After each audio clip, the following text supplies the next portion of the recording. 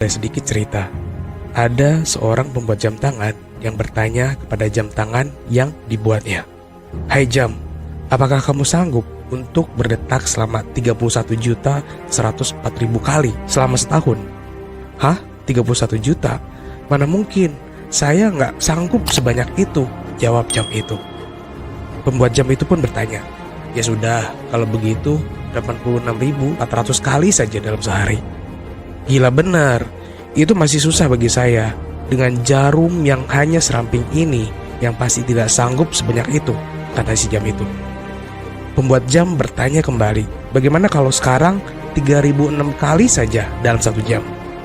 "Dalam 1 jam, saya harus berdetak 3.600 kali. Masih terlalu banyak buat saya." Tetap saja, jam masih ragu-ragu dengan kemampuannya. Dengan penuh kesabaran, si pembuat jam pun bertanya kembali, "Baiklah, kalau begitu, sanggupkah kamu berdetak 1 kali saja setiap detik?" Jawab si jam itu, "Nah, kalau itu aku sanggup. Aku sangat sanggup kalau hanya 1 kali setiap detiknya," kata jam dengan penuh antusias.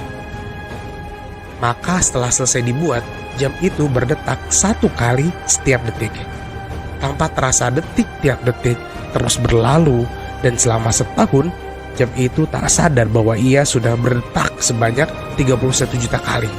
Yang juga berarti dia berdetak 86.400 kali dalam sehari. Yang sama juga dia sudah 3.600 kali dalam 1 jam.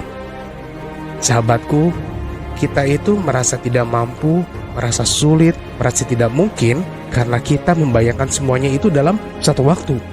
Kita berpikir menjadi orang yang sukses luar biasa itu karena melakukan satu hal yang luar biasa. Padahal bukan itu. Semua yang besar itu dilakukan dalam ratusan proses, ribuan proses, atau jutaan proses yang kecil.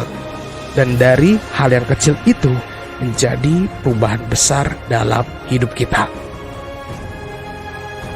Kadang kita tidak percaya dari kemampuan kita sendiri, padahal kita mampu. Maka dari itu, tidak perlu malu-malu lagi, tidak perlu ragu-ragu lagi untuk menunjukkan kepada semua orang bahwa kita mampu untuk melakukannya. Sebenarnya kita itu mampu untuk melakukannya, tapi keraguan kita terlalu besar untuk mencoba semua itu.